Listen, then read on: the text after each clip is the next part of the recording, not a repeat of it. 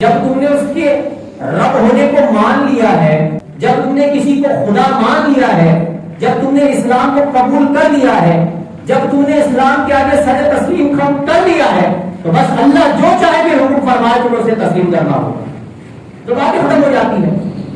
جب رب مان لیا تو پھر سب مان لو۔ ایسا تو نہیں ہو سکتا کہ رب مان لے اور سب نہ مانو، کہ رب کو تو مانے لیکن رب کی نہ مانے، کہ ایسا کیوں ایسا کیوں؟ اس لیے اللہ نے واضح فرما دیا ان اللہ یحکم ما یرید، بے شک اللہ جو چاہتا ہے حکم فرماتا ہے، وہ حکمتیں بھی جانتا ہے۔ جب ایک عام انسان کے بنائے ہوئے قوانین حکمتوں پر مبنی ہوتے ہیں جبکہ اس میں بھی دھوکہ کھایا جاتا ہے، تو پھر جو رب کا بنایا ہوا خدا کا بنایا ہوا قانون ہے وہ کیا حکمتوں سے خالی ہوگا؟ نہیں ہو سکتا۔ تو جب سب کے قوانین کو تسلیم کر لیتے ہو تو بحیثیت مسلمان ذمہ داری یہ بنتی ہے کہ رب کے قوانین کو بھی تسلیم کیا جائے۔